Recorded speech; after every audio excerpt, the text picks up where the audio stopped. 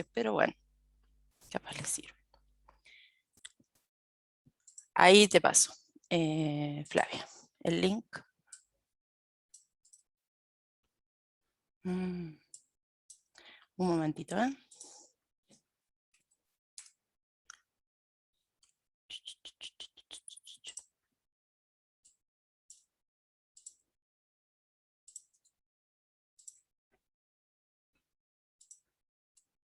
Ese es.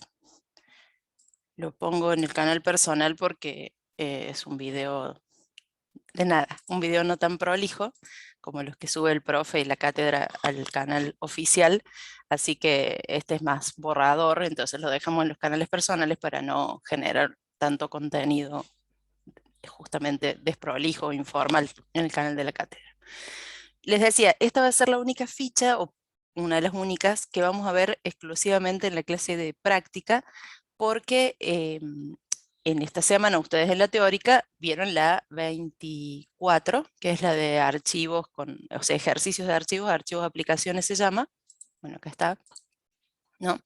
Ustedes vieron en la clase teórica la ficha 22 la semana pasada, mientras nosotros cerrábamos lo de arreglos bidimensionales que nos había quedado pendiente de antes del parcial. Y esta semana, para la clase teórica, es la ficha 24, que es archivos, aplicaciones. Y habitualmente nosotros vamos ejercitando atrás, o sea, esta semana ejercitaríamos la 22. Pero en vez de eso, vamos a ver la ficha 25, que está dentro del tema de archivos también, y son específicamente los archivos de texto, que son un poco más sencillos de gestionar que los binarios, y porque hay una particularidad que vamos a ver ahora, que nos permite cargar datos directo en los programas, que también va a ser útil, entre otras cosas, para el trabajo práctico. Pero allá vamos. Vamos a recorrer el tema. Primero, entonces, una introducción general. Ustedes ya vieron 2 fichas de archivo, así que no necesito profundizar en esto, pero destaquemos por las dudas, porque es una pregunta habitual de examen y a veces quedan ahí tecleando, que la característica principal de un archivo es ser una estructura de datos persistente, es decir, que en lugar de almacenarse en la memoria principal como el programa y las variables del programa que venimos manejando hasta ahora, queda en una memoria externa a la memoria dinámica, no necesariamente externa a la máquina, puede ser en el mismo disco duro interno de la PC, si están trabajando en una PC, o puede ser también un disco externo, un USB, un pendrive, cualquier tipo de unidad que sea externa a la memoria dinámica. Eso tiene como ventaja el hecho de que al terminar la ejecución del programa, la información sigue ahí en la memoria externa, y como desventaja o limitación, que la comunicación con esa memoria, entre el programa y esa memoria, es en general más lenta que la que se da dentro de la propia memoria dinámica. Entonces, lo que se hace en general es trabajar los grandes almacenamientos de datos en esas memorias externas y traer a la memoria dinámica una estructura más ágil, como puede ser un list o un registro, procesar la información que sea necesaria y volver a guardarla en la memoria externa. O sea, un permanente ida y vuelta a la memoria externa no es lo más habitual o lo más recomendable, o se evita dentro de lo posible porque hace el programa más lento. Y otra cosa que tenemos que reforzar, que ustedes ya saben, es que todos los archivos se graban en una representación de sistema binario, es decir, al igual que todas las otras variables, se almacenan como un conjunto de bytes de unos y ceros, y entonces el tamaño del archivo, así como los lists tenían un tamaño que era la cantidad de componentes, en el caso de la estructura de archivo, el tamaño es la cantidad de bytes que lo forman. Eso supone una complejidad, digamos, una dificultad, no quiero decir dificultad, supone una cuestión, para no juzgarla, adicional, porque no tenemos la posibilidad, como en el list, de hacer un acceso directo a la información, ¿sí? Nosotros podemos hacer un acceso directo a un determinado byte del archivo, pero no podemos saber si ese byte forma parte, por ejemplo, de un registro o forma parte incluso de un valor numérico que está almacenado ocupando varios bytes, como ustedes ya saben. Entonces, en general, la estructura interna del archivo la vamos a manejar de otra manera, digamos. No con acceso directo no nos va a servir de mucho en este caso. Sí saber que el tamaño es la cantidad de bytes, y tener en cuenta eso. ¿Qué es un archivo de texto? sigue siendo un archivo binario, es decir, un tipo especial de archivo. ¿Por qué decimos sigue siendo un archivo binario? Porque está almacenado como un conjunto de bytes, pero todos sus bytes son caracteres visualizables. Es decir, yo puedo hacer doble clic, abrirlo y ver un texto adentro perfectamente legible. A diferencia de los otros archivos que ustedes vieron, por ejemplo, los que usaron para serializar, donde si yo lo abro no veo nada, veo caracteres raros. Entonces, ¿qué quiere decir esto? Que el conjunto de valores que contiene un archivo que llamamos de texto está limitado a aquellos caracteres que tienen una equivalencia en letras de algún lenguaje humano, digamos.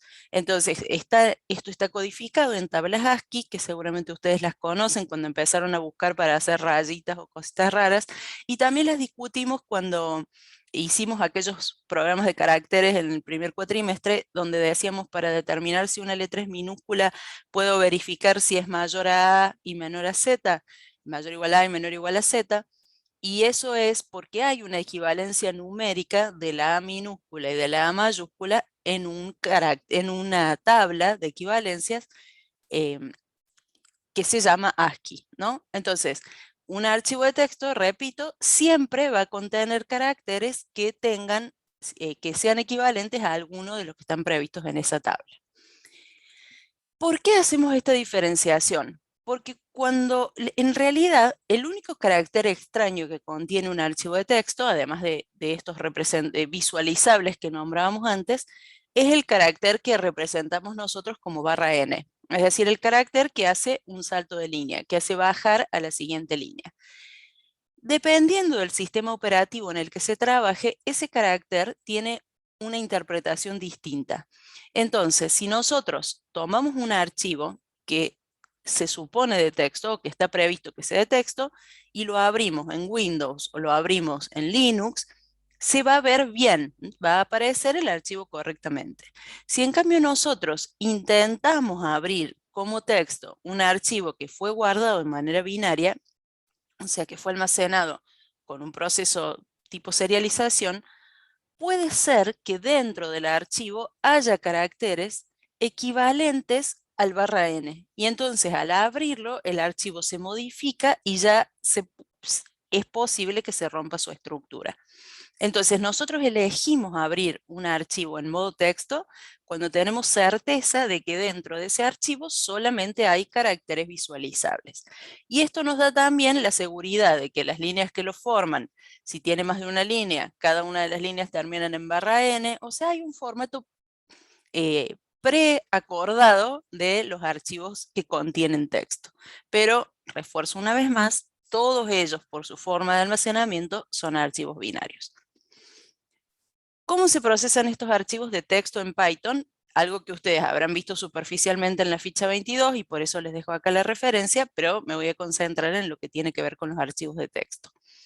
Vamos a usar la función open, al igual que hicieron con los archivos binarios, colocando primero el nombre del archivo y luego el modo de apertura. Como estamos hablando de archivos de texto, en todos los casos el modo de apertura o va a terminar con T o va a ser vacío, digamos, no se va a especificar, porque ustedes saben, por lo que vieron en la ficha 22, que cuando no se indica una T al final en el modo de apertura, se asume que es un archivo de texto. Entonces, además de usar la T o nada como segunda componente del modo de apertura, la primera componente va a respetar las mismas reglas que vieron para los archivos binarios. O sea, R es lectura, W es sobreescritura, A es escritura, pero al final del archivo, es decir, respetando el contenido existente, y luego las combinaciones R más, A más, todas esas que están en la tablita de la ficha 22.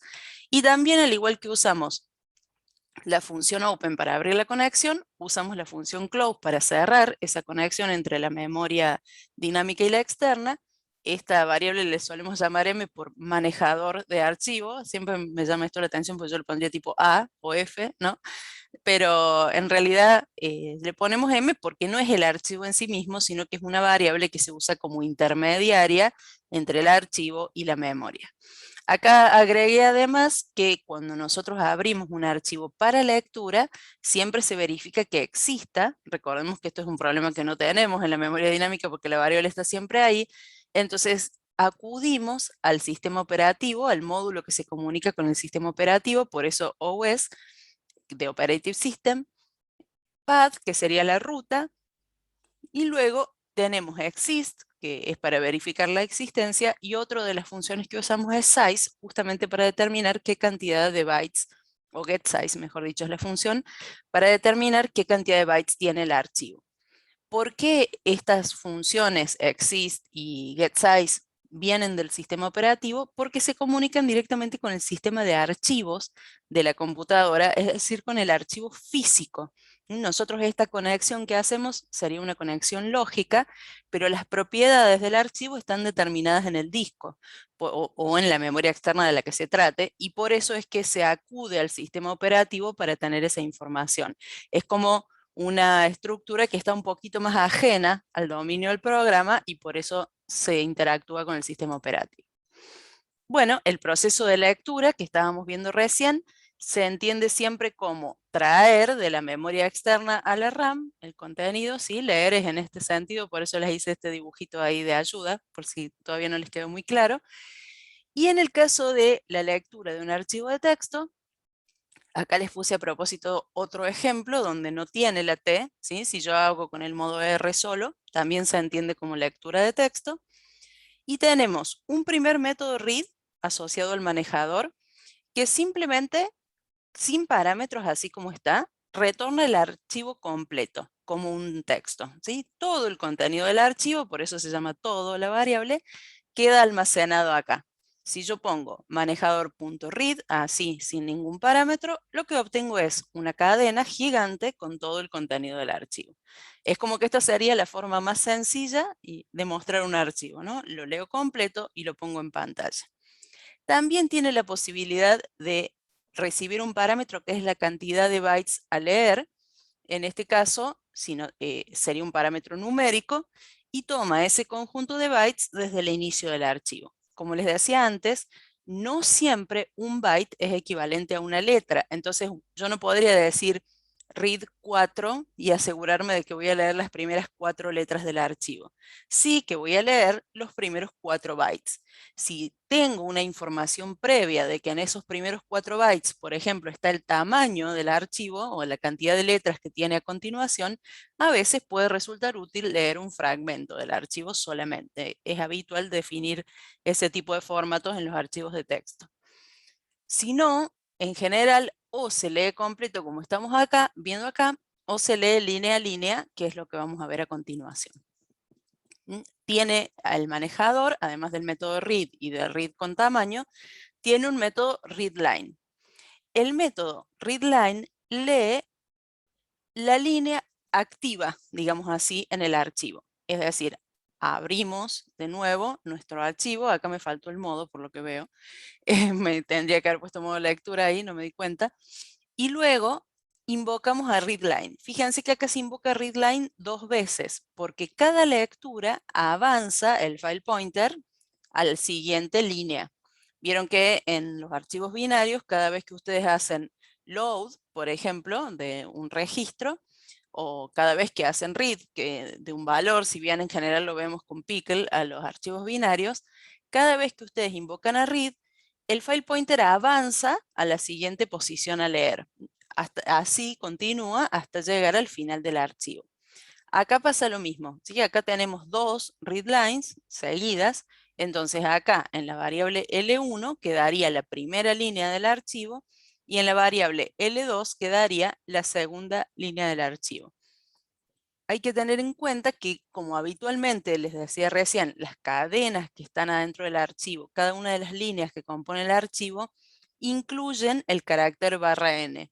Entonces, cuando nosotros hacemos readline, la cadena retornada, que se guardaría, por ejemplo, acá en la variable L1, incluye el /n. Por eso, como ven acá, se hace print L1, end vacío. Porque se acuerdan de este modificador del print, lo que hace es cambiar qué carácter aparece al final de la salida por pantalla. Bueno, en este caso, como la L1 ya incluye el /n, se pone un end vacío para que el print no agregue otro /n más. Si no, los caracteres, las líneas aparecen tipo renglón de por medio, como nos decían a nosotros en la primaria, aparecen espaciadas, ¿sí? Porque aparece en la pantalla el /n que trae la variable más el /n que le agrega el print. Es una cuestión estética, pero sobre todo es importante recordar que dentro de esta variable vamos a encontrar el carácter /n. Y si de repente esa cadena necesitamos procesarla, como vamos a ver a continuación, como un CSV, por ejemplo, con un formato determinado, ya les muestro cuál formato es, hay que quitar esa /n de la cadena para que no haya falsas interpretaciones. De nuevo, este sigue siendo un proceso de lectura, es decir, de trasladar de la memoria externa a la dinámica la información. Hasta ahora entonces, el archivo de texto tiene un método read sin parámetros que trae el contenido completo, un método readN que permite leer los n primeros bytes, y ahora readLine que lee una línea completa. Una vez que leyó una línea, si se vuelve a invocar, lee la siguiente y la siguiente. Si llamamos al método readLine en un punto donde ya no hay más nada para leer, obtenemos una línea vacía, y esa es la señal de que el archivo se terminó. En el ejemplo que estamos viendo en pantalla, leen las dos primeras líneas y lo cierran, ¿sí? Podemos suponer que la persona que lo lee sabe que el archivo tiene solo 2 líneas, o muestra las 2 primeras, pero tiene la certeza de que leyó 2 líneas y las muestra en la pantalla, y eso es viable. Ahora, viendo este código, ustedes ya podrán suponer que si el archivo tiene 10 o 15 o 50 líneas, no vamos a declarar 10 o 15 o 50 variables para leerlas, sino que esto nos va a conducir ¿a dónde? A un ciclo, por supuesto, ¿no? A plantear de alguna manera una sentencia repetitiva de lectura. Y aquí la tienen, ¿sí? ¿Cómo se hace una sentencia iterativa o repetitiva de lectura del archivo de texto? La más sencilla es para mi modo de ver, es la primera que aparece acá. Sigo olvidándome el modo de apertura del archivo acá, ya voy a corregir la presentación, perdón. Tendría que poner open y luego R o RT. Y vemos acá el contenido del archivo con un iterador. Es decir, el manejador nos permite comunicarnos como una estructura iterable. Así como hacemos con el texto, que ponemos for char in cadena o for char in texto, y la variable char va tomando en cada vuelta una de las letras que compone la cadena. En el caso de un manejador de archivos, pasa igual. Nos permite decir for variable in m, y esto causa que en cada vuelta recuperemos una de las líneas del archivo hasta que ya no haya líneas. Es posible hacer esto sin plantear ningún control de fin de archivo ni nada por el estilo. Esta iteración nos asegura pasar por todas las líneas. Si no, otra alternativa es hacerlo con un ciclo while. Como les decía en la diapositiva anterior, cuando el método readLine no tiene más nada para leer, retorna vacío. Entonces, ¿cómo está resuelta la situación en este segundo caso? Colocamos while true, o sea, un ciclo infinito sería este, ¿no? Porque true se cumple siempre, y se hace una lectura del archivo. Si la línea está en blanco, se corta. Entonces, sigue leyendo, me detengo hasta acá, sigue leyendo indefinidamente hasta que aparece una línea vacía indicando que el método readLine no encontró más nada para leer. Cuando la línea está vacía, sale del ciclo y cierra el archivo. Si la línea no está vacía, ¿sí? Por eso sigue acá adentro en realidad. Tendría que ir acá, ¿no? Porque si la línea está vacía. Bueno, qué mal está este código, chicos. Lo voy a corregir ahora porque no sé qué puse acá. Esperen un segundo, ¿eh? Lo voy a corregir porque al final esto quedó. No sé qué me pasó. Se ve que no los probé. Puse los fragmentos de código así nomás para ocupada o concentrada en explicar lo que quería explicar. Y después fui repitiendo el error. ¿Vieron cuando uno ya mete la pata? Mete la pata. A ver si lo puedo cambiar rápido, si no, lo hacemos después. Pero me preocupa que les quede esto mal y olvidarme, porque evidentemente ya me olvidé una vez. Entonces, no quiero que vuelva a pasar. Un segundito, total, lo corrijo acá. Ustedes no están viendo, pero yo lo estoy corrigiendo. Y yo lo estoy corrigiendo. Un segundito y ya seguimos, porque no quiero correr riesgo. Bueno, ahí está la lectura. Y acá lo voy a colocar bien. Es así. Y así, ¿sí? Ahí sí lo están viendo. Y voy a poner la comilla está bien, que no sé por qué quedó mal. Bueno, sí, así. Puede ser con RT o puede ser con R sola, en lo que es la comilla. Ahí está. ¿Sí? Con R sola, con RT. Y esto, este if, no sé por qué lo alineé acá, pero no va así. A línea, si la línea es igual a blanco break, y este if viene a la misma altura del otro. Pues este break igual haría que salga, pero no debería quedar anidado. Si tiene esto, se lo quita y la muestra. Bien. Lo gracioso es que lo tengo este código, no entiendo por qué me quedó mal. Bueno, en fin, ya después lo voy a revisar, pero por ahora les queda bien a ustedes, que es lo que me importa. Decía, lee la línea, si la línea está en blanco, sale del ciclo, entonces lo que viene a continuación no nos importa. Eso es para controlar, digamos, el fin del recorrido. Pero si la línea no está en blanco, quiere decir que es una línea válida del archivo y entonces la quiere mostrar por pantalla. Y lo que se hace acá es justamente lo que les comentaba hace un ratito, de remover el /n que acompaña, que viene al final de la línea. Entonces, por las dudas, para no cortarla siempre, verifica si el último carácter de la línea leída es efectivamente el /n. Entonces lo que hace es cortar la línea con el slicing que conocemos de los vectores, diciendo, reemplaza la variable línea, la variable line, por el subconjunto desde el inicio del arreglo hasta la posición penúltima, ¿no? El -1 no lo incluye dentro de este conjunto. Entonces eso hace que obtengamos una variable line con el mismo contenido original, pero sin el /n del final. En el caso de arriba, en vez de remover ese /n, lo deja porque le sirve para el print, pero reemplaza el final del print por un espacio, por lo mismo que les comentaba un par de diapositivas hacia atrás.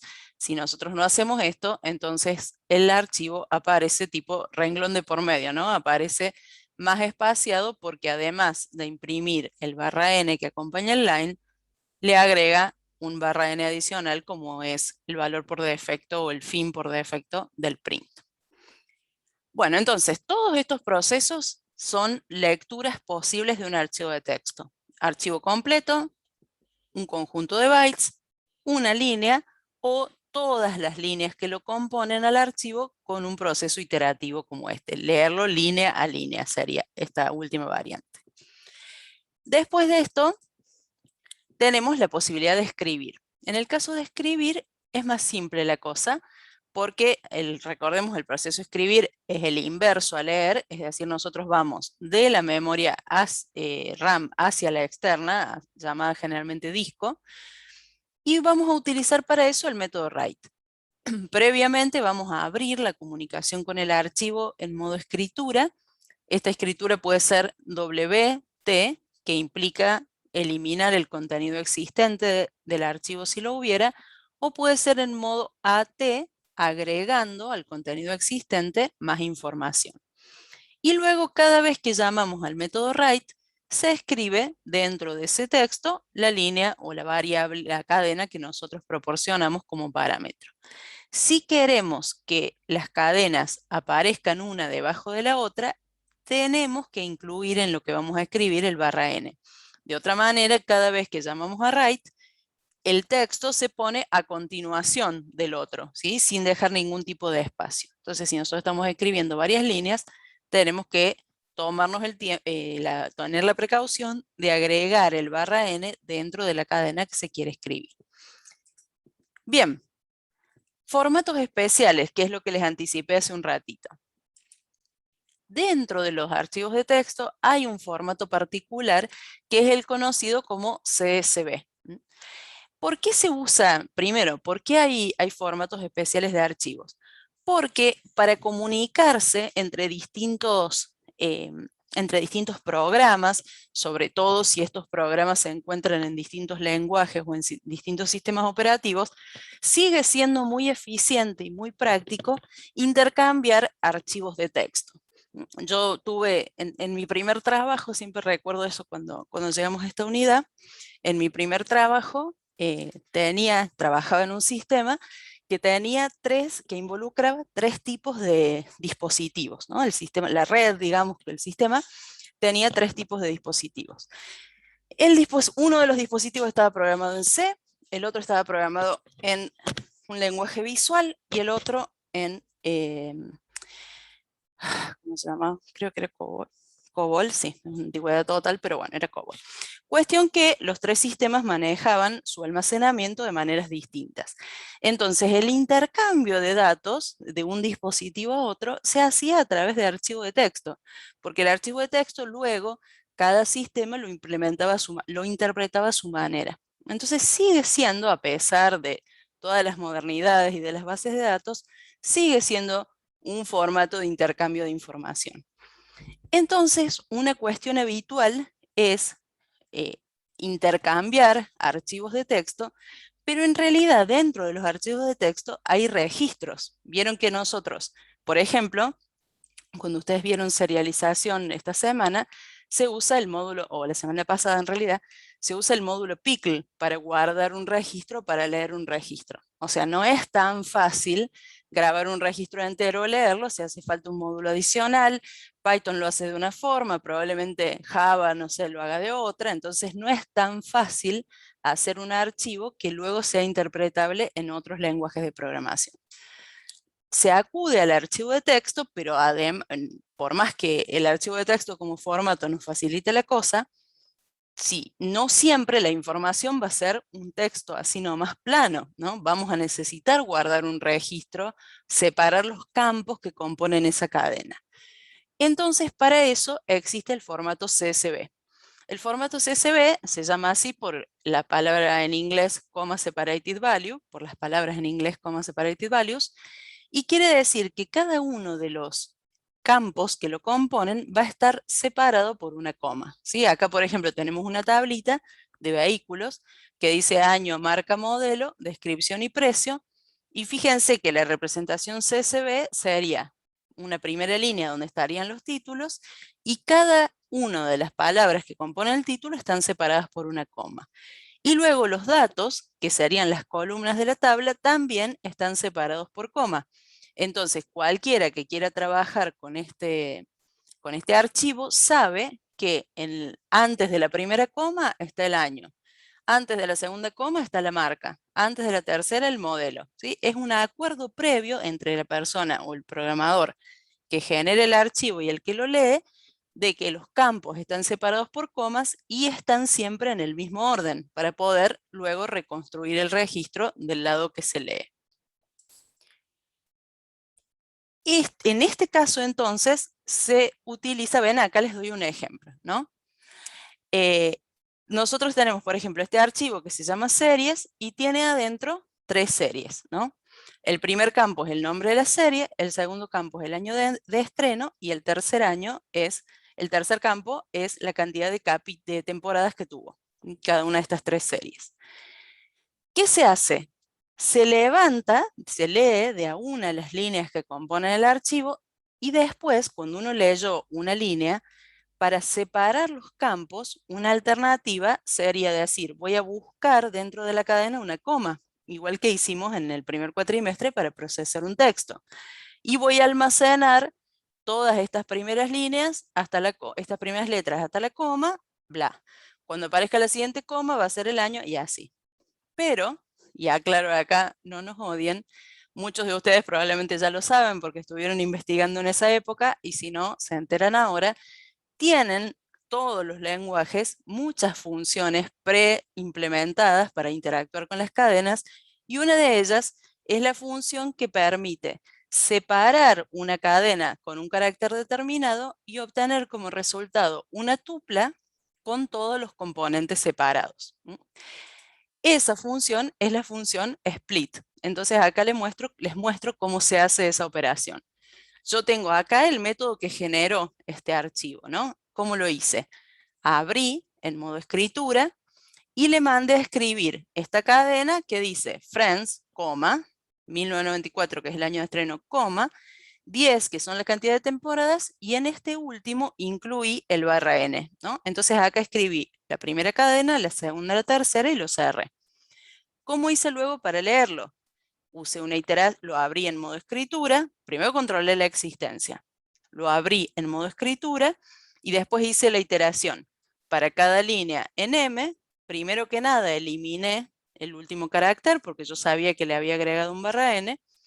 Después hice split de esa línea, coma. El método split es el que permite separar la cadena línea a partir de las comas que contiene y me da como resultado una tupla. En este caso, como la cadena tiene 2 comas, me da como resultado una tupla que tiene 3 campos, 3 elementos.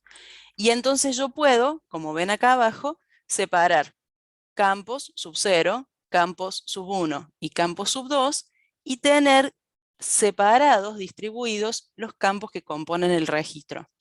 ¿Se entiende cómo es la idea? O sea, cuando yo guardo, voy poniendo comas que separan los campos. Cuando leo, uso el método split de la cadena para obtener como resultado una tupla donde cada celda de la tupla es una de las partes en que quedó separada la cadena. Y entonces las puedo utilizar luego individualmente. También es posible, se los dejo acá, pero no nos vamos a detener en esto, procesar archivos que tienen números, que ese conjunto de valores que contienen en realidad son números. Entonces, al proceso de lectura que acabamos de ver, se incorpora la conversión de esa cadena leída a un número para luego poder procesarlo como tal. Por ejemplo, si yo quiero sumar el contenido del archivo, sabiendo que el archivo de texto contiene puros números, o sea que cada línea de las que tiene es exclusivamente un número, de todas maneras, aunque el archivo contenga solo números, voy a tener la necesidad de convertir esa cadena a número para poder procesarla como tal. Por ejemplo, para sumar o para promediar el contenido. Se los dejo como referencia, pero sobre todo para que tengamos en cuenta que, dado que el archivo es de texto, aun cuando dentro del archivo haya números, esos números van a ser entendidos como texto. Entonces, si nosotros luego necesitamos procesarlos aritméticamente, van a ser necesarias las conversiones a int o a float, dependiendo del tipo de datos de que se trate. Bueno, esta es la intro de cómo se trabaja con los archivos de texto, pero el ejercicio está en la guía y es sobre este que nos vamos a concentrar. Había pensado profundizar un poquito en este ejemplo, pero prefiero que vayamos directo al ejercicio de la guía. Total, les queda el código acá y si quieren lo pueden probar, por eso les dejé los 3 fragmentitos así, lo pueden probar y en pequeño ver cómo funciona y luego llevarlo al tamaño del ejercicio. Pero la verdad que prefiero que vayamos directo al ejercicio porque no nos va a dar el tiempo sino para hacer las dos cosas. El ejercicio está en la guía 25 y se llama Salón de Fiestas. Yo voy a sacar en este punto la presentación y voy a ir directo al enunciado porque vamos a reciclar algo de contenido de lo que está ahí. Entonces, vamos a hacer, primero que nada, vamos a hacer un proyecto nuevo de PyCharm. ¿Sí? Ustedes, como yo voy a sacar acá a lo que tengo en mi carpeta de trabajo, ¿sí? Lo voy a borrar y voy a empezar de cero. Vamos a hacer un proyecto nuevo de PyCharm, así no se duermen. Si estuvieran en el laboratorio en este momento me estarían mirando con cara de profe cuando empezamos a programar, tipeando así, cualquier cosa, empiezan a tocar el teclado, el mouse, cualquier cosa para no dormirse. Bueno, llegó la hora de programar. Van a hacer entonces un proyecto nuevo, yo voy a cerrar este, que no es lo que quiero hacer ahora. Van a hacer un proyecto nuevo. olvídense del que tengo ahí atrás, se va a llamar guía 25, salón de fiestas o fiestas. Este ejercicio se trata de un salón de fiestas. Y vamos a empezar a trabajar. Aquí tienen un proyecto limpio. Vamos a leer de qué se trata el ejercicio. Lo voy a tratar de poner acá un poquito al costadito.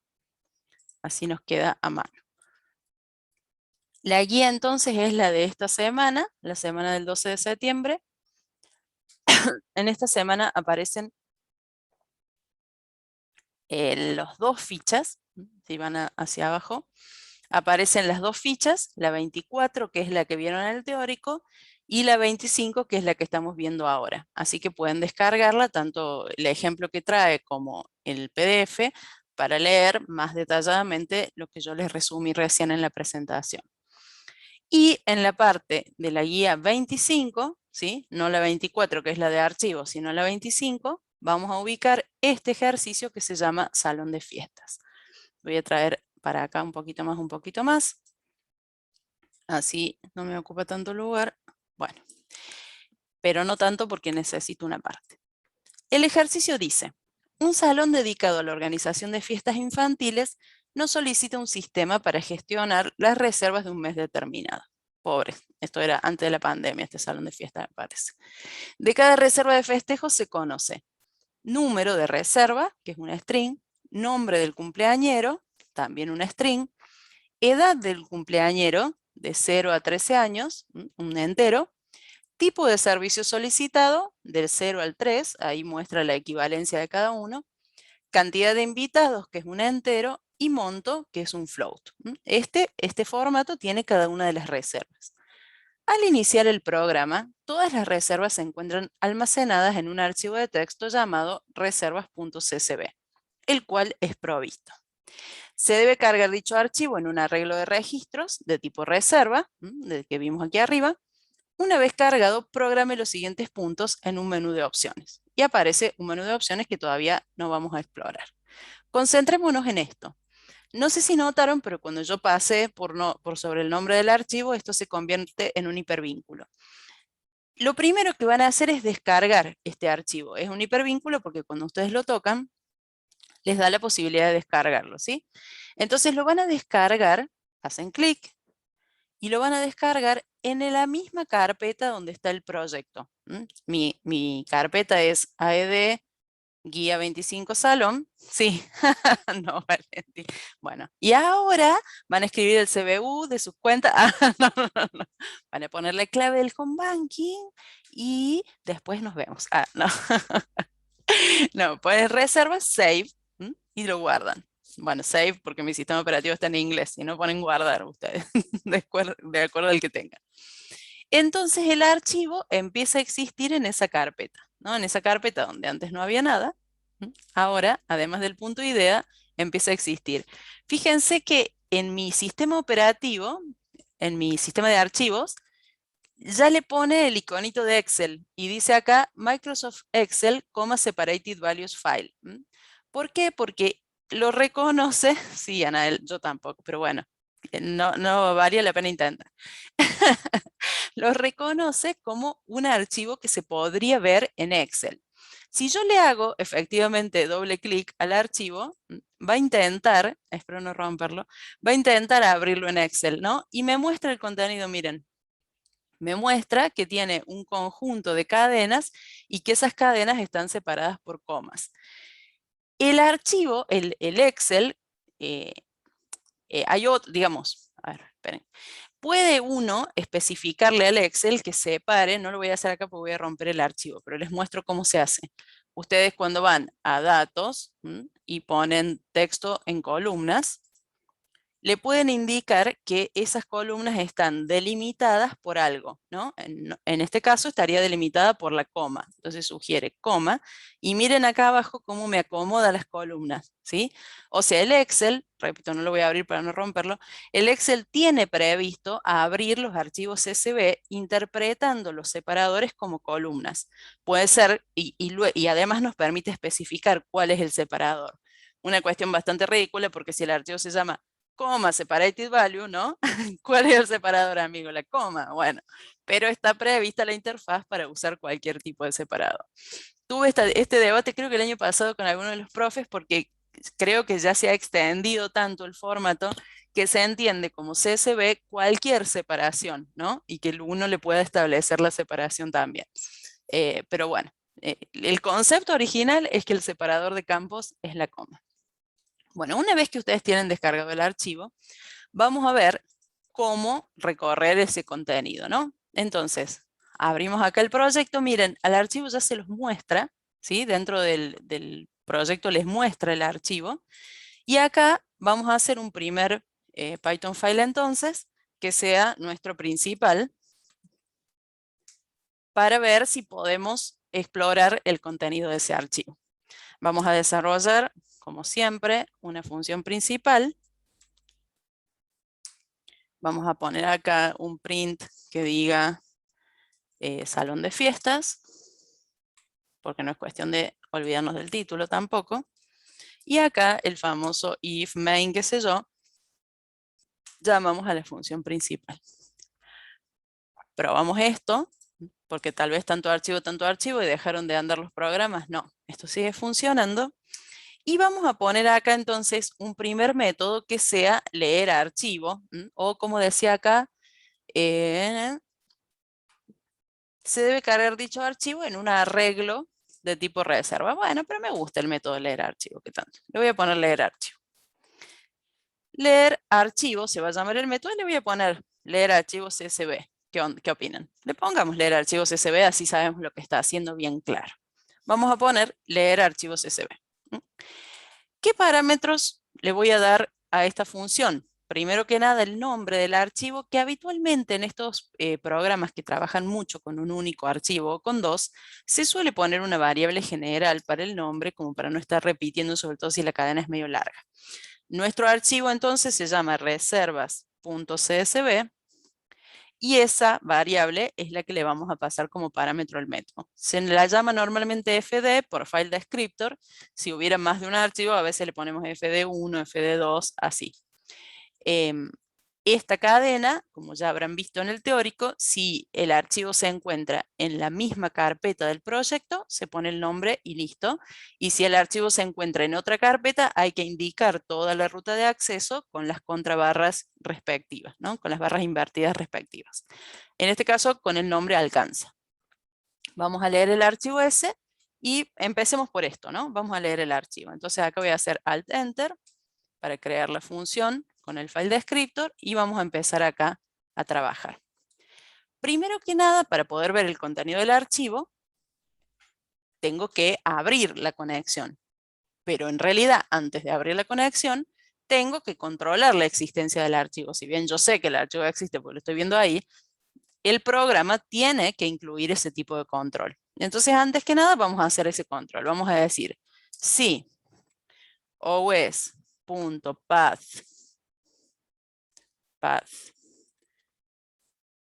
¿sí? Ahí puse os.path y ya el IDE me importó el OS, ¿ven? Si el de ustedes no hace eso, lo tienen que hacer específicamente. Punto. Y acá me deja de ayudar, vieron qué hermoso que hacen así y no autocompleta, bueno, no lo hace más, pero ustedes saben que el método es exist. Entonces, si existe este archivo definido por el file descriptor, estaría todo bien, pero si no existe, estaría todo mal. Entonces, acá tenemos dos opciones. Lo que por ahí se ve en los ejemplos es decir, si esto es igual a false, con mayúscula, perdón, si esto es igual a false o si not exist, también se puede preguntar si not exist, que por ahí resulta más claro. En este caso no tenemos más nada que hacer, entonces se pone un mensaje de error que diga el archivo fd, para que se sepa de qué archivo hablamos, no existe. Y aquí de nuevo tenemos dos opciones. O ponemos else, y acá empezamos a programar toda la lectura, lo cual nos obliga a tener todo alineado. O está permitido acá poner return, ¿sí? Un retorno vacío, que hace, como ustedes saben, que cancele la ejecución del método y vuelva al lugar donde fue llamado. Entonces, por ejemplo, lo voy a probar hasta acá. si yo me equivoco y pongo que es un CSS, no sé, porque tipeé mal, ¿no? El nombre del archivo que puede ser, cuando ejecuto, me dice ese archivo no existe, ¿sí? Y se detiene, no hace más nada y vamos hacia adelante con el resto del programa. Si no, voy a ir poniendo un título acá, controlamos existencia del archivo, controlamos que el archivo exista. Bien, y acá entonces ya podemos suponer si leemos el contenido del archivo. Como ya sabemos que el archivo existe, entonces podemos hacer la conexión. Abrimos como recién con la función open, file descriptor, uy, bueno, querido, me traes la ayuda cuando no te la pido. File descriptor, coma, y el modo de apertura es de lectura de un archivo de texto, que ya saben, esta T se puede incluir o no, en ambos casos se entiende como archivo de texto. Y después, para leer el contenido del archivo, hacemos una iteración. For línea in m, para cada una de las líneas que componen este archivo, primero que nada la voy a mostrar, a ver qué hay, ¿no? Voy a hacer un primer trabajito ahí para ver qué contiene el archivo. Acá les vuelvo a mostrar, si yo tengo mal el nombre del archivo, me dice el archivo no existe y nunca llega a este lugar, ¿no? Se detiene en el return y nos aseguramos de que si pasó hasta acá es porque el archivo existe. Voy a corregir el nombre, lo voy a probar.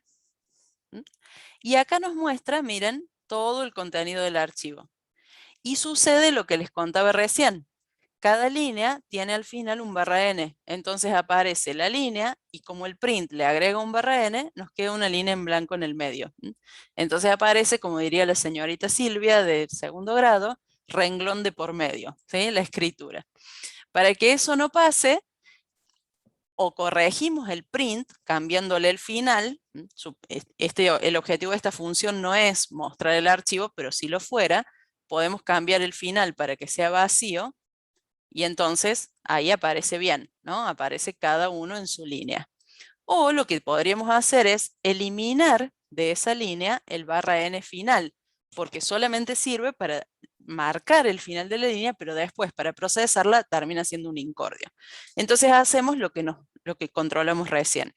Si la línea sub-1, por las dudas, ya veo que no todas traen el final S, es igual a ~n, si la línea termina con ~n, entonces quito de esa variable el último carácter. ¿Cómo lo hago?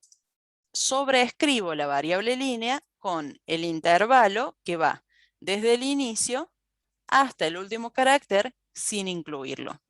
Entonces cuando hago esto y ejecuto, aparecen todas las líneas prolijitas, una debajo de la otra, por efecto del print, pero cada variable línea deja de contener el ~n. Y así es como queremos que esté. Ahora, esta línea se tiene que convertir en un registro para poder luego almacenarlo en un arreglo de registros de tipo reserva, como dice acá. Entonces voy a poner esto acá, lo voy a poner aquí arriba en el método para que sepamos qué está haciendo, ¿sí? Se debe cargar dicho archivo en un arreglo de registros de tipo reserva. Antes que nada, vamos a definir ese registro. Entonces vamos a hacer un nuevo Python file y lo vamos a llamar registros, como hacemos siempre para las definiciones de los class. Para no perder tiempo en esto, porque ustedes ya saben cómo se hace, yo les dejé visible un módulo acá que se llama 1K2 registros, ¿sí? Háganle clic y copien el código que trae. Lo mismo vamos a hacer en el parcial. No, mentira. Copian el código, ¿sí? Y lo pegan en el módulo de registros. Así como está, sin cuestionar, sin preguntar nada. Lo copian y ya. Aprovechan los regalos de la vida sin cuestionar. Se los dejé ya programado para que no nos lleve tanto tiempo esa parte. Que el registro es de tipo reserva y tiene 6 campos: número, nombre y edad, tipo, invitados y monto. Cuando nosotros vamos a agregar registros en un vector, normalmente Sí, pero todavía sí, Anael, ya lo vamos a copiar. Pero todavía no, ahora vamos a eso.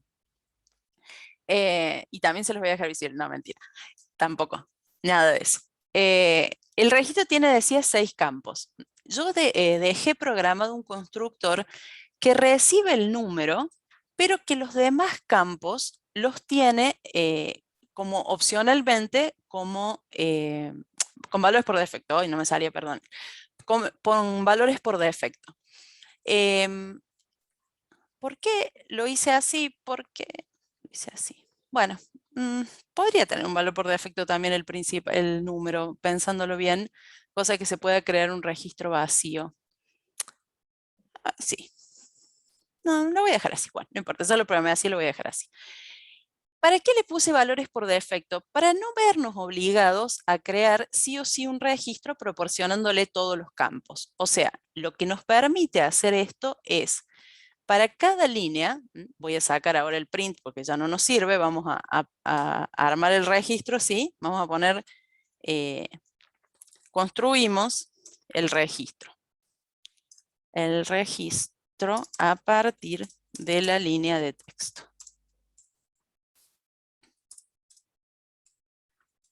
O sea, ¿qué haríamos nosotros si esto no fuera un archivo? Definiríamos un registro, digamos que se llamaría reserva, un registro, en el cual invocaríamos al constructor de la clase reserva. ¿Por qué no me lo reconoce? Porque por supuesto tengo que importar mi módulo registros. Y crearíamos acá una reserva. O sea, le pondríamos, no sé, número 123, otro campo, otro campo, otro campo. Y una vez que ese registro esté armado, ¿qué haríamos a continuación? Como no sabemos la cantidad de registro que vamos a tener, lo agregaríamos al vector. Creamos este registro reserva y lo agregamos a un vector que estamos a punto de construir. Entonces vamos a definir un vector vacío, porque no podemos hacerlo con n elementos, ya que no sabemos cuántos va a tener, pero sí sabemos que por cada una de las líneas del archivo, nosotros vamos a agregar en el vector un registro nuevo, ¿sí? Entonces vamos a construir un registro, ya vamos a ver cómo, y luego lo vamos a agregar al vector. Al terminar este ciclo, o sea, cuando ya hayamos leído todo el contenido, retornamos el vector creado. Entonces acá retorno B. Defino un vector vacío, itero a lo largo del archivo.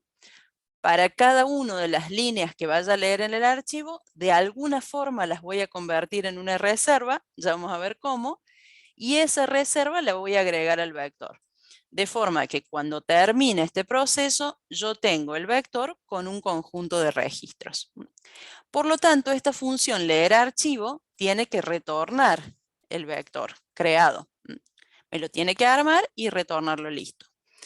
Con lo cual, yo voy a meter un print acá. Como siempre ya saben, vamos haciendo prints para ver que la cosa anda y después lo vamos puliendo. Veamos en general qué sucede acá. Si yo doy play en este momento, ven que aparece un vector de registros, ¿sí? Aparece un vector que tiene un conjunto de registros de tipo reserva. O sea, por cada una de las líneas que leímos, que eran muchas, como vieron recién en el archivo, se generó un registro de reserva que se fue agregando a este vector. Lo que nos falta es que este registro de reserva tenga realmente la información que trajo del archivo, porque acá yo generé todas reservas iguales. ¿Cómo lo voy a lograr? Necesito de esa línea, que es un conjunto de caracteres de palabras separadas por coma, reconocer los campos que la forman. ¿Cómo lo hago? Usando la función split. Normalmente se le llama token al resultado de esa división, de ese split, el resultado se le llama token. Yo le voy a dejar ese nombre token para que ustedes lo reconozcan, pero por supuesto que le pueden poner X, que igual va a funcionar. Como en los ejemplos dice token, mantengo este nombre de variable. Insisto en que es un nombre de variable y nada más. ¿Y cómo se obtiene esta separación? Por medio de la función split. Entonces yo tomo la variable línea, que tenía toda la línea completa sin el barra n, y hago punto split, y le indico que el separador es una coma. Lo que esto causa es que aquí me aparezca una tupla con cada una de las palabras que forman este registro, ¿no? Voy a poner acá una pequeña interrupción para que veamos con un par de vueltas cómo funciona y después seguimos adelante. Si yo ejecuto el programa ahora, pero paso a paso, aquí lee la primera línea, ¿no? Fíjense que la variable línea tiene todas las cadenas separadas por coma. Cuando yo invoco el método split en este punto, la variable token es una tupla, ven, la muestro como un arreglo, pero es un arreglo inmutable en realidad, donde cada uno de los campos, cada una de las celdas, tiene uno de los valores leídos del archivo. Entonces, como yo ahora lo tengo separado en celdas, puedo decir que el token sub 0 es el código de la reserva. El token sub 1 es el nombre del cumpleañero. El token sub 2 es la edad del cumpleañero. El token sub 3 es el tipo de servicio elegido.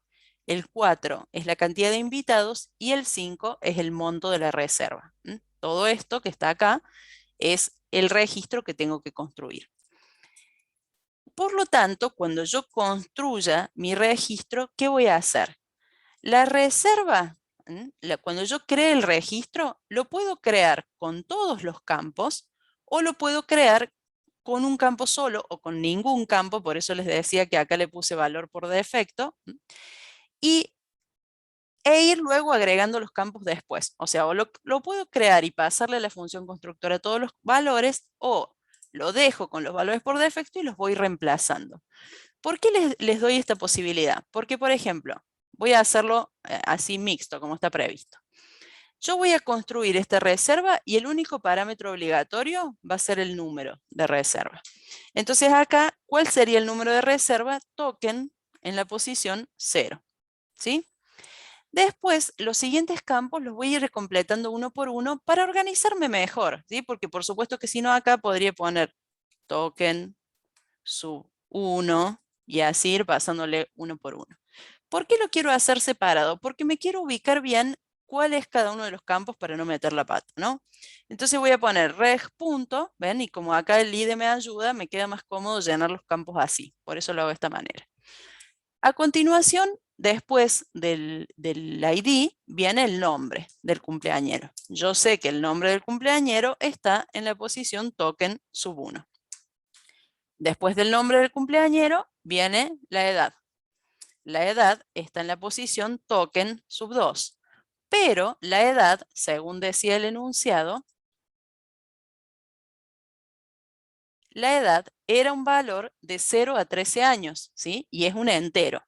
Entonces, esta parte de la cadena leída la voy a convertir a entero.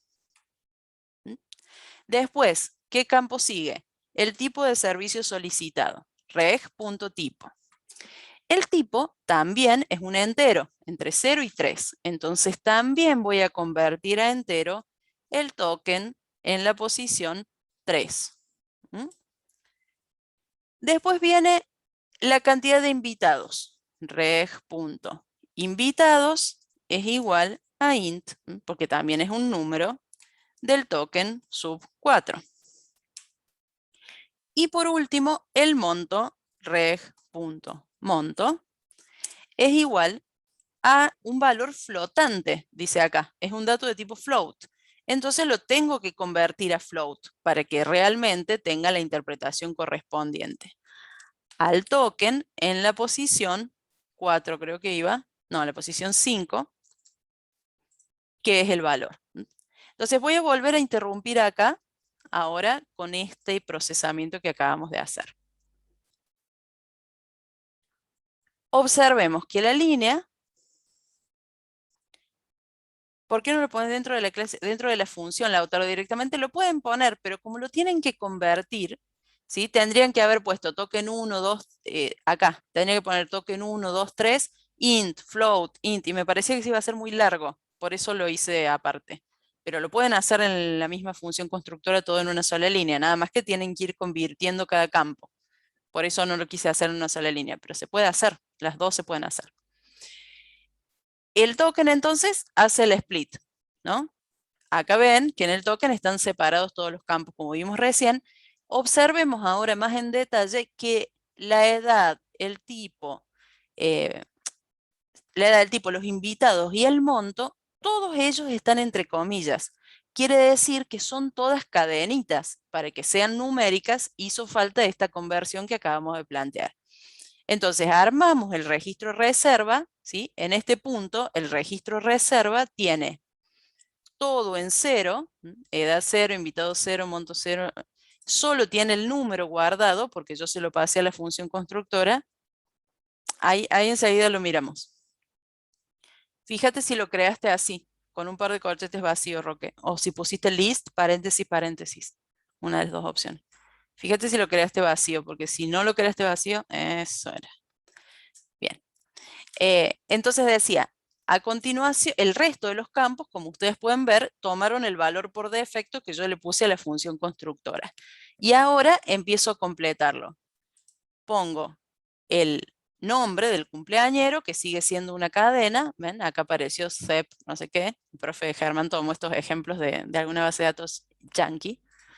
La edad, fíjense que la edad que se modificó acá, tiene aquí, o acá arriba se ve también, la edad dice 5 en números, ya no dice 5 entre comillas, como recién, sino que dice 5 en números, porque es un valor entero, lo estoy convirtiendo. El tipo también lo convertí a entero. La cantidad de invitados también la convertí a entero. Fíjense cómo se va completando acá abajo, edad. El nombre sigue entre comillas, el número sigue entre comillas. Y por último el monto, que es un float, entonces aparece acá. Dice adelante, ¿ven? Además esto, en la preview esta me muestra el tipo int, float, cadena, cadena y entero. Y acá hace el append en el registro, en el vector, ¿no? Entonces el vector que no tenía nada, ahora, desplazo un poquito esto, ahora dice list de 1 y aquí está la reserva que acabamos de agregar. Voy a darle una vuelta más al ciclo, leo la siguiente línea, le saco el enter, hago el split, ahora es Drew, el invitado, y va el invitado no, el cumpleañero, y si agregamos el siguiente registro, ahora el list tiene dos reservas, una es la de Sep, otra es la de Drew, con sus respectivos valores. De la misma manera va a completar todo el proceso, vamos a ver acá la consola, hasta que nos vuelve a aparecer nuestro vector de registros, pero ahora sabemos que cada uno de los elementos es una reserva completa procesada. No me voy a poner acá, acá, ¿por qué no veo las reservas? Porque necesito una función para mostrar el vector, ¿no? Ustedes ya saben que el print así nomás no sabe ir a cada registro y mostrarlo como corresponde. Entonces este print debería ser en realidad una función que se llame mostrar vector, ¿no? Esta función la vamos a desarrollar para poder ver el contenido del vector. ¿Cómo se hace la función? For i in range del len del vector y hacemos print de b sub i. Y ahora cuando la mostramos en acción, aparece nuestro vector bien prolijito, ¿sí? ¿Por qué aparece acá tan prolijito? Porque en el módulo que les dejé de resultado, de ayuda, está el método mágico str, y este método mágico tiene hecho todo el formateo ya con las alineaciones y todo eso que les conté la otra vez y casi se desmayan porque nunca lo habían visto antes de la clase, antes de entregar el trabajo práctico. ¿Sí? Tienen acá todos los formats hechos, entonces por eso sale tan bonito así. Si no, lo tendrían que programar ustedes, por supuesto, a este método mágico o al método toString o el método write que ya hemos discutido en clases anteriores. Bueno, hasta ahora entonces hicimos la primera parte, que es la carga del arreglo. A continuación viene un menú de opciones y como me preguntaron por ahí, también les dejé, estuve muy buena, sabiendo que iba a ser larga la clase, también les dejé preparada el menú de opciones, ¿no? Así que, si quieren, si no, se ponen a programarlo ahora, y si no, copian a partir de acá. Bueno, el resto ya lo hicimos, a ver si es igual. Sí, pueden copiar, si quieren, toda esta parte, ¿sí? A ver acá. El mostrar menú y el principal. No copien todo, no pisen todo, porque si están programando, esta lectura del archivo no está. Copien solamente el mostrar menú y el principal. Vamos acá y voy a sacar este principal que acabamos de hacer y lo voy a copiar ya más armadito. Bueno, acá entonces tienen todo listo para empezar a trabajar. Por supuesto que se empieza a quejar de que todas estas funciones no están hechas. La primera se llama leer archivo y al final le pusimos leer archivo CSV de nombre, así que cámbienle leer archivo CS. Bueno, le voy a cambiar el nombre de la función más rápido. Vamos a poner leer archivo CSV, no, leer archivo. Ahí está. Así funciona. Y acá resulta que la primera opción, la 1, justamente, volvamos al enunciado. La opción número 1 dice mostrar el contenido del vector, incluyendo la descripción del tipo de servicio. Así que ese mostrar vector que habíamos improvisado aquí arriba se convirtió en la función número 1. Y acá a continuación viene todo un conjunto de funciones que vamos a necesitar. Para que tengamos listo el programa funcione y después nos dediquemos a cada una de ellas, vamos a ir creando alas. O sea, acá tenemos la función agregar reserva. Vamos a poner Alt, Enter y la vamos a crear. La dejan así y vamos a sumar montos por tipo. No, esperen, la dejan ahí. Cuando las crean le tienen que poner Tab, Tab para aceptarla, ¿sí? Vamos a sumar montos por tipo, Alt, Enter, creamos la función, Tab, Tab, acepta los parámetros.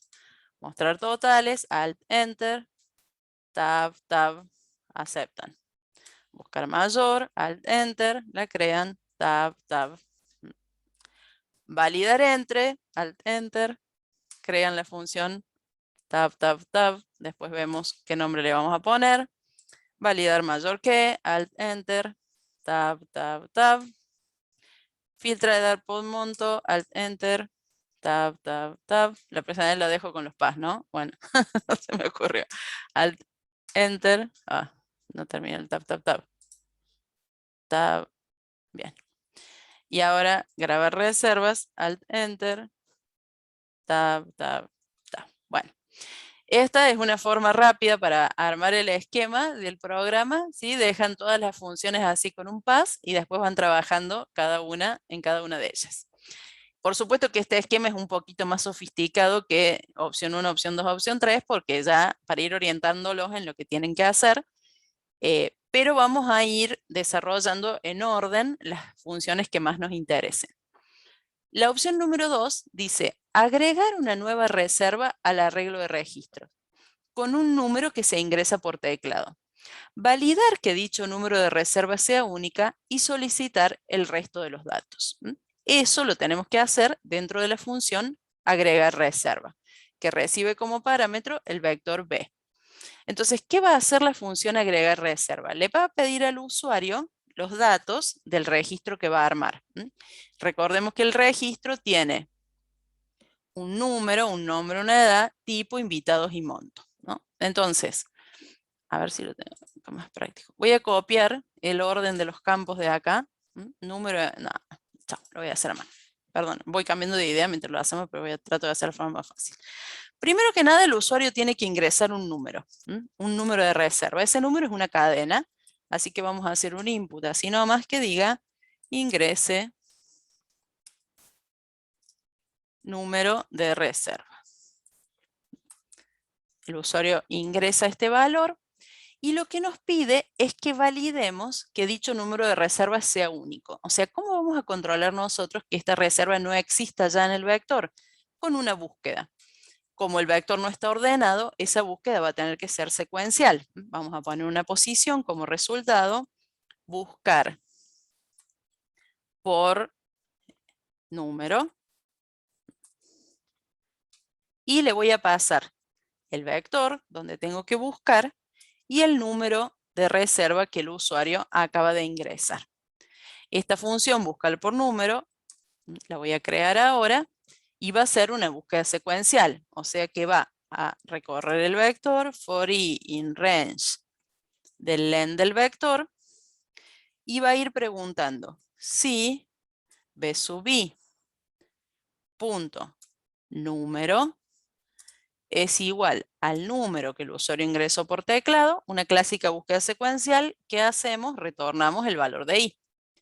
Y al final del ciclo retornamos -1. ¿Por qué? Porque si nunca coincidió el título que estábamos buscando, el número que estábamos buscando, nunca se dio este retorno. Si logramos salir del ciclo es porque el elemento no estaba, ¿no? Esto lo repaso muy rápido porque ya lo hemos visto muchas veces.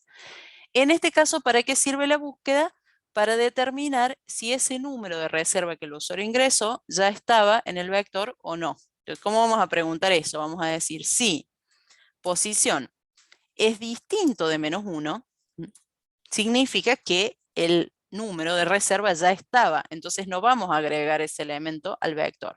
Le vamos a avisar eso al usuario y le vamos a decir ese número ya existe. Y acá, de nuevo, el resto del agregado puede ir en un else o puede hacerse un retorno acá y seguir por la línea principal. Acá lo voy a dejar con el else para que nos acordemos de que este está controlando la existencia. En caso contrario, o sea, si el número no está repetido, ahí podemos ingresar el resto de los datos. ¿Cuáles son el resto de los datos? Los tenemos aquí arriba: nombre, edad, tipo, cantidad de invitados y monto. Entonces vamos, nombre es igual a una cadena, así que hacemos input, ingrese nombre. Luego viene la edad. La edad dice que es un valor entre 0 y 13, entonces necesitamos un validar entre 0, 13, ingrese edad. Este validar entre lo recontra saben. ¡Ay! Lo recontra saben. ¡Ay! Esperen.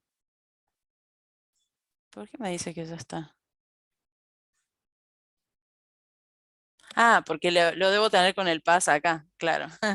Lo tengo acá más abajo que le había puesto el pass, ¿cierto? Entonces, validar entre límite inferior, límite superior, mensaje. Ustedes, si quieren saber dónde está, ven, acá no me lo subrayó porque ya existe. ¿Dónde está la definición? Presionan control clic y los lleva a la definición. ¿Se acuerdan que siempre les explico esto para que no se mareen entre tantas funciones? La validación entre, entonces, es hacer el número, int, input, mensaje,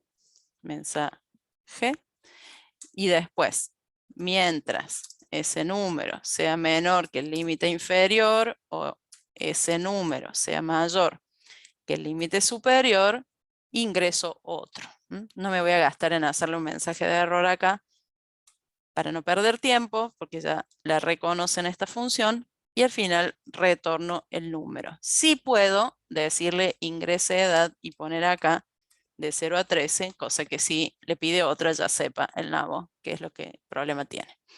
Después viene el tipo de servicio solicitado. Este tipo es un valor entre 0 y 3 inclusive, o sea que también va a ser un validar entre. Va a ser validar entre 0, 3, ingrese tipo de servicio 0-3. ¿Sí? Después viene la cantidad de invitados, o sea, el valor se va a llamar invitados, es igual a validar entre. Es un entero, dice solamente, pero me permitió un negativo. Le voy a poner un límite acá, arbitrario, no sé, entre 0 y 1000, como para que tampoco la estupidez. Y le voy a poner ingrese invitados. Y le voy a aclarar acá por las dudas. Podría ser entre 0 y 100, ¿no? Como decir, bueno, está bien, todo muy lindo, pero el salón no tiene tanta capacidad, así que le vamos a poner la capacidad del salón como límite. Y por último, el monto, que es igual a validar mayor que 0, ¿sí? Ingrese monto. Por ahí está bueno ponerle pesos, ¿no? Cuando ingresan un monto para que quede más guau. La función validar mayor que, aunque se queda tranquila, no la definí. Acuérdense que no la declaré. Acá tengo el límite inferior y el mensaje, y voy a copiar la de arriba para hacer más rápido. Acá todos les voy dejando grabados trucos para el día del parcial no perder tiempo, ¿sí?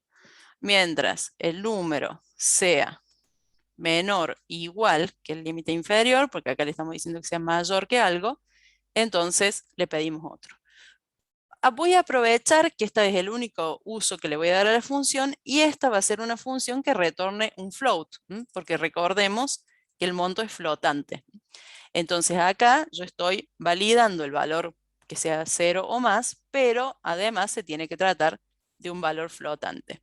Si no, también podría haber hecho una conversión directamente. Ahora, todos estos datos se tienen que convertir en una reserva. Entonces me conviene, antes de empezar, a armar la reserva con el número que el usuario ingresó por teclado, y luego la reserva tendría todos estos campos que acabo de ingresar, ¿sí? Como dejé previsto el constructor por defecto, o puedo pasarle todos estos datos, nombre, edad, qué sé yo, o puedo aprovechar e ir cargándolos directamente en el registro, ¿sí? Le voy poniendo el nombre, le voy poniendo la edad, le voy poniendo el tipo, le voy poniendo los invitados y el monto, ¿sí? Hay dos maneras de cargar un registro: o pasarle todo a la función constructora, o crearlo vacío y empezar a asignarle los datos uno por uno. Cuando tengo listo el registro de la reserva, lo último que tengo que hacer es agregarlo al vector, ¿sí? Append de esta reserva que acabo de armar. El usuario ingresa todos los datos y se agregó. En este caso, si el valor ya existe, me va a dar un mensaje de error, pero en este otro caso no me va a avisar nada, me va a pedir los datos y listo. Entonces está bueno agregar un print que diga registro o reserva agregada. Bueno, vamos a probar este programa una vez más. Ahora vamos a la opción mostrar reservas, vemos todos los datos y voy a probar agregar una reserva que ya existe primero, ¿no? Voy a copiar acá y voy a poner agregar reserva, pongo una que ya existe y me dice correctamente ese número ya existe. Voy a agregar ahora una reserva, le voy a cambiar la última letra, esperemos que no esté. No, por suerte no está. Entonces me pide el nombre del cumpleañero, el tipo de servicio, los invitados y el monto que va a pagar. Me dice reserva agregada. ¿Cómo comprobamos que se agregó esta reserva? Porque presiono 1 y aparece al final del listado la reserva de Pepe que acabo de agregar, ¿no? Pobre Pepe, entre todos los amigos ingleses del salón, él es el único latino que pudo entrar a ese salón, o sea que es muy exclusivo. Bueno, salgo de acá. Como no tengo tiempo de hacer las otras, las van a ver publicadas ahí. Todas las demás procesos se entienden porque son prácticamente dentro del vector, pero me gusta que les quede el ejemplo para trabajar con el vector. Lo que quisiera hacer en estos últimos 5 minutos es la parte de la salida, ¿sí? Si hacemos la 3, la 4, las voy a saltear, y la 5 dice salir del programa, pero antes de terminar, grabar nuevamente todas las reservas en el archivo reservas CSV, o sea, sobreescribir el archivo. ¿Qué vamos a hacer entonces en este caso? En la opción de salir, que es la que siempre ponemos el hasta luego, antes del hasta luego, vamos a grabar de nuevo todo el vector dentro del archivo. Para eso, voy a ir a la parte donde está definida el método y vamos a hacer el proceso inverso. O sea, ¿cómo voy a hacer ahora para grabar las reservas en el archivo? Primero, voy a iterar sobre el vector. Siempre recuerden que acá vamos a plantear un ciclo sobre una sola de las estructuras. En este caso va a ser sobre el vector. El vector se recorre y se traslada uno a uno al archivo. Como antes recorrimos el archivo y trasladamos uno a uno al vector. Entonces acá vamos a hacer este ciclo, ¿sí? Al revés, o sea, el ciclo va a ser sobre el vector for i in range del len de b. Quiere decir que acá voy a ir teniendo cada una de las componentes del vector. Y en cada una de las vueltas tengo que armar la cadena que le voy a pasar al archivo. O sea, el registro ahora tiene los campos separados y se tiene que formar de nuevo la cadena separada por comas para mandársela al vector. Esto se puede hacer de distintas maneras. La que yo les propongo acá es la siguiente. Armamos una línea con lo que nosotros conocemos de format. O sea, le vamos a decir, te voy a mandar 1, 2, 3, 4, 5, 6 campos. 2, 3, 4, 5, 6 campos. Entre cada campo tiene que haber una coma. Coma, coma, coma, coma. Y al final del campo, una barra n. En el último campo, una barra n, porque así son las líneas. Y luego vamos a armar esa línea con format, pasándole cada uno de los campos que estamos leyendo en el registro. Entonces sería b sub i punto número, que es el primer campo. b sub i punto nombre, es el segundo campo. b sub i punto, que sigue, edad. b sub i punto tipo de servicio.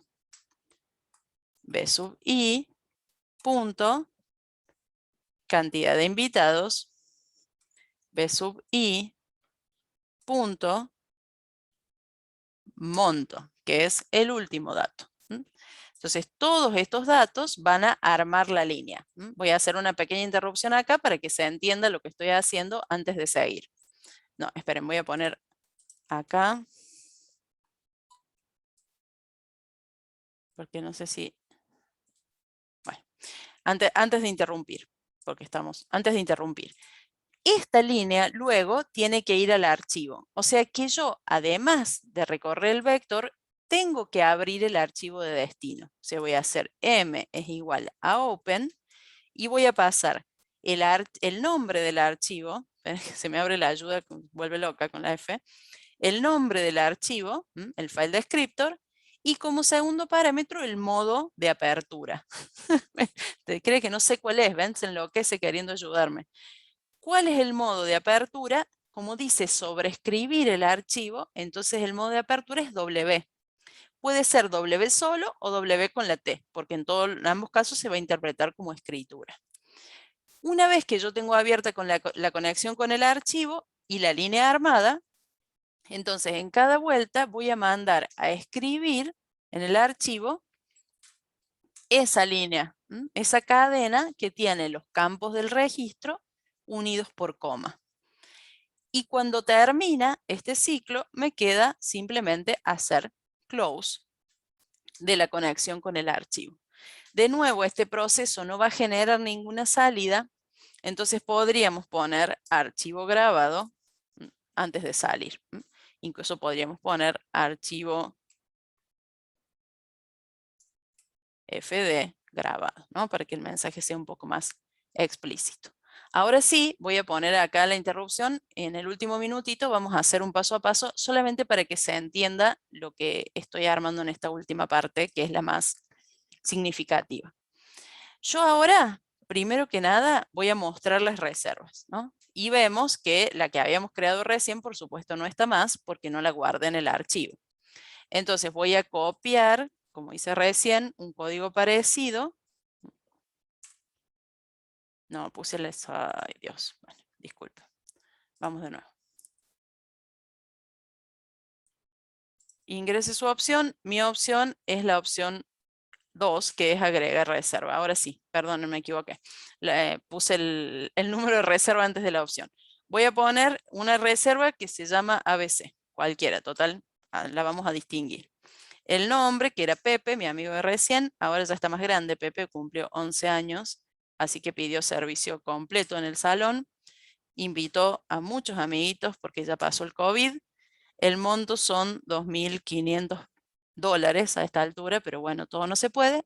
Y si vemos las reservas, acá aparece al final de la reserva nuestro amigo Pepe. Entonces, cuando yo guardo, cuando presione la opción de salir, lo que tiene que pasar es que se grabe el archivo y luego salga. Entonces, acá vamos al proceso que estábamos programando recién del grabado de reservas. Recorre el vector, ¿no? Quiero resaltar esto. Cuando hacemos traslado de información de una estructura a la otra, como vieron en la ficha 24, solo una de las estructuras se recorre. ¿Cuál es? La de origen, la que tiene la información. Entonces, en este caso, ¿qué vamos a recorrer? El vector, que es el que tiene los registros, para trasladarlos hacia el archivo. En cambio, cuando lo leímos, hicimos al revés. Recorrimos el archivo de origen y lo fuimos haciendo append al vector. Bueno, recorremos entonces acá. Para cada uno de los elementos del vector se arma esa línea vacía y cuando invocamos a format, ven, la línea, a ver si puedo ir para allá, acá está. La línea ahora tiene los valores separados por coma y con el /n, tal cual con la formita que tiene que ir a grabarse en el archivo. Entonces llamamos a write y se graba. Pasamos a la siguiente celda y pasa lo mismo. La variable línea tiene solamente el formato y cuando hacemos format se completa cada uno de los llavecitas con el valor del registro, pero se arma una sola cadena. Entonces vuelve a escribir en el archivo y así sucesivamente hasta terminar, ¿no? Voy a terminar el proceso acá y volvemos a la consola. Dice archivo reservas CSV grabado y luego puso hasta luego, terminé, ¿no? Entonces, cuando ahora vayamos nosotros y ejecutemos el programa de nuevo, si voy a la opción mostrar reservas, ¿qué pasa? Mi reserva, la que le había agregado a Pepe, sigue ahí. ¿Sí? No hizo falta que yo vuelva a agregarla. ¿Sí? Agrego, con esto cierro mi demostración. Agrego otra reserva, le voy a poner XYZ a esta reserva. Es la amiga de Pepe, otro amigo, este nuevo Pepe, que ya pasó un año, ahora cumple 13 y pide un servicio baratito porque se quiere ir con los amigos después de la matiné. Invitó un par de amigos nomás, algunos se pelearon en estos años y este es el monto, está más caro todo. Muestro las reservas, ¿sí? Y ahora están las dos. Estas dos están en el vector. Si yo en este momento detengo el programa, esta segunda reserva no quedó guardada en el archivo. Entonces, ¿qué tengo que hacer para que se guarde en el archivo? Salir. Cuando salgo, se graba el archivo de reservas. Si vuelvo a ejecutar el programa, ahora están las dos reservas acá. ¿Bien? O sea, el archivo sigue existiendo a pesar de que el programa termine, que es lo que dijimos al principio que caracteriza la persistencia. Bueno, los otros dos ítems están ahí para repasar un poquito el procesamiento de vector, pero no tiene que ver con el archivo puntualmente. Los dejé porque me parece interesante para que practiquen un poquito. Lo van a ver resuelto, ¿sí? Acá les muestro la cocina. Yo dejé en la guía el módulo registro, el módulo principal visible, y ahora les voy a dejar visible el módulo. Ven que no se ve. Ahí está. El módulo aparte donde yo puse los procesos, ¿sí? O sea, todas estas funciones que estuvimos desarrollando, las puse en un módulo aparte que se llama proceso. Ahí miramos a Anael que se rompió. Ya vamos. ¿Sí? Entonces ahora, en este momento, tienen todo resuelto. En registros tienen la definición del class, en principal tienen únicamente el menú y en procesos todas las funciones que estuvimos desarrollando, ¿sí? Las hice aparte primero porque está bueno para ir organizando el código un poco mejor y después para poder hacer esta separación y compartirles una parte de inicio y luego mostrarles la solución al final. Pero como organización del código está bueno también ir dejando las funciones un poquito más separadas. Bueno, voy a detener acá la clase. En la presentación, por supuesto, está todo esto. Ahí les muestro esto para cerrar. En la presentación Además del enunciado, les traté de dejar acá una orientación de cómo se resuelve cada una de las opciones para que ubiquen dentro del código cuál es la respuesta. Y acá vamos a detener la grabación